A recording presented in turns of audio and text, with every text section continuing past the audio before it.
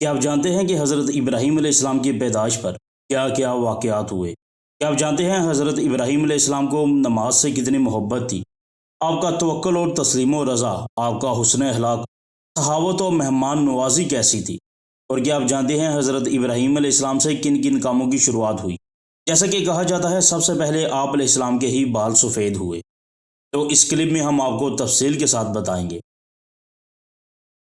بسم اللہ الرحمن الرحیم۔ ہسٹری ایکسپوز کے معزز ناظرین، السلام علیکم ورحمۃ اللہ وبرکاتہ۔ آپ علیہ السلام کا اسم گرامی ابراہیم بن طارق ہے۔ آپ علیہ السلام اتنے مہمان نواز تھے، ابو الصفان یعنی مہمان نوازی کرنے کی کنیت سے مشہور ہو گئے۔ اللہ تبارک و تعالیٰ نے آپ کو یہ شرف بھی عطا فرمایا کہ آپ علیہ السلام کے بعد آنے والے تمام انبیاء کرام علیہ السلام آپ کی اولاد سے ہیں، اس لیے آپ کی ایک کنیت ابو الانبیاء یعنی انبیاء کے والد بھی ہے۔ قرآن کریم میں 56 مرتبہ آپ کا ذکر آیا ہے اور آپ علیہ السلام کے یہ 5 اوصاف بیان کیے گئے ہیں۔ خلیل یعنی گہرا دوست، حلیم یعنی بہت تحمل والا، اووا یعنی آہیں بھرنے والا، منیب یعنی بہت رجوع کرنے والا، صدیق یعنی سچ بولنے والا۔ آپ علیہ السلام کی ولادت سر زمین احواس کے مقام سوس میں ہوئی۔ پھر آپ علیہ السلام کے والد آپ کو باب الملک نمرود میں لے آئے۔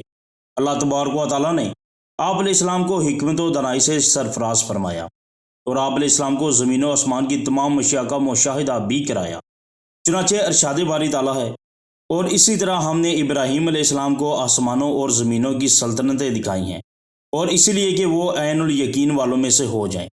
حضرت ابراہیم علیہ السلام کی پیدائش کی اگر بات کی جائے تو مفسرین اور مورخین کا بیان ہے کہ نمرود بن کنعان بڑا جابر بادشاہ تھا۔ سب سے پہلے اس نے تاج سر پر رکھا۔ یہ بادشاہ لوگوں سے اپنی پوجا کرواتا تھا۔ کاہن اور نجومی بڑی کثرت سے اس کے دربار میں حاضر رہتے تھے۔ نمرود میں خواب دیکھا۔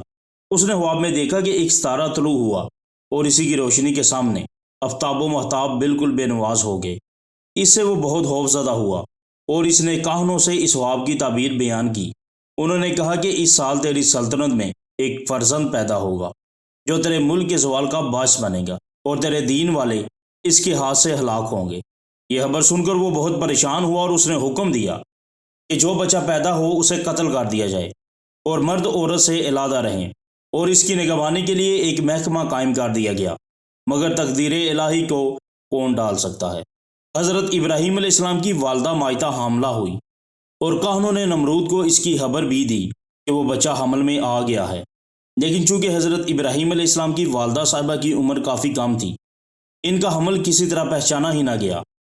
جب حضرت ابراہیم علیہ السلام کی ولادت کا وقت قریب آیا تو آپ علیہ السلام کی والدہ اس تہخانے میں چلی گئیں جو آپ علیہ السلام کے والد نے شہر سے دور کھود کر تیار کیا تھا۔ وہاں آپ علیہ السلام کی ولادت ہوئی اور وہیں آپ علیہ السلام رہے۔ پتھروں سے اس تہخانے کا دروازہ بند کر دیا جاتا۔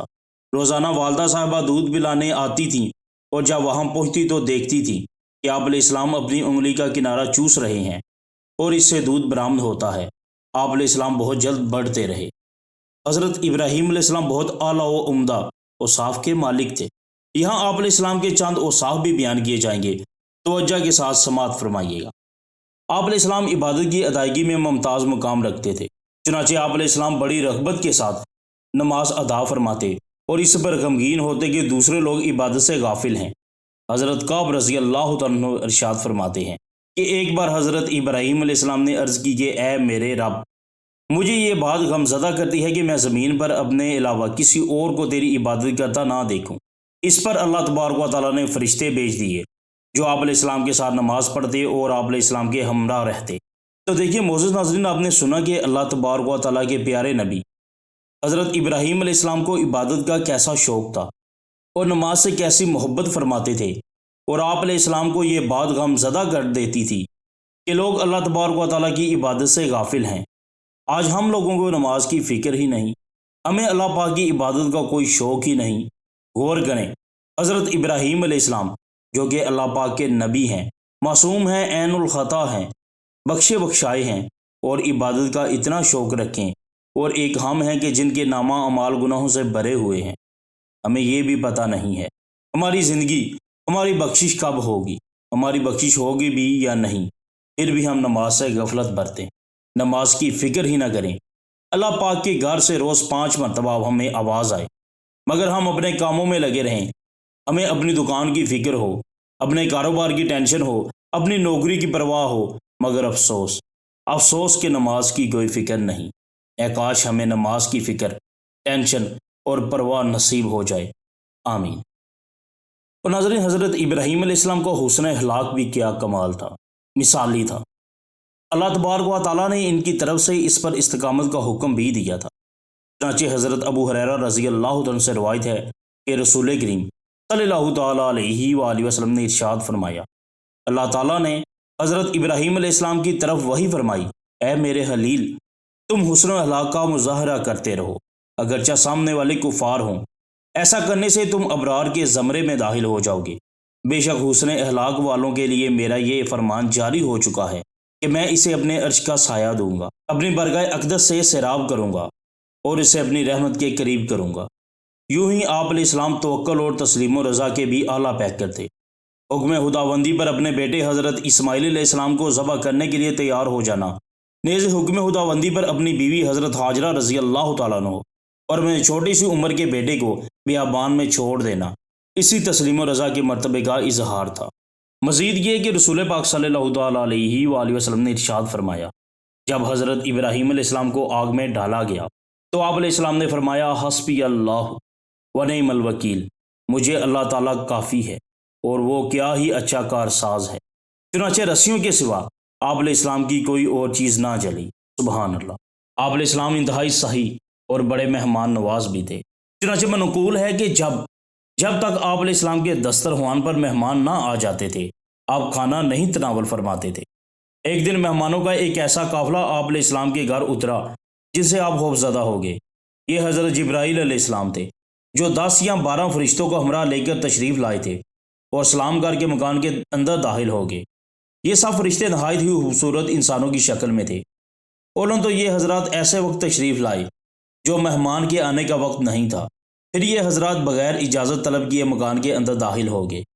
پھر جب حضرت ابراہیم علیہ السلام حسب عادت ان حضرات کی مہمان نوازی کے لیے ایک فربا بنا ہوا بچڑا لائے تو ان حضرات نے کھانے سے انکار کر دیا۔ مہمان کی ان 3 اداؤں کی وجہ سے حضرت ابراہیم علیہ السلام کو کچھ حادثہ گزرا کہ شاید یہ دشمن ہوں، کیونکہ اس زمانے میں دشمن جس گھر میں دشمنی کے لیے جاتا، اس گھر میں کچھ کھاتا یا پیتا نہیں تھا۔ چنانچہ آپ علیہ السلام ان مہمانوں سے کچھ خوف محسوس کرنے لگے۔ یہ دیکھ کر حضرت جبرائیل علیہ السلام نے عرض کی کہ اے اللہ تبارک و تعالیٰ کے نبی، ہم سے بالکل بھی خوف نہ کریں، ہم اللہ تبارک و تعالیٰ کے بھیجے ہوئے فرشتے ہیں اور ہم 2 کاموں کے لیے آئے ہیں۔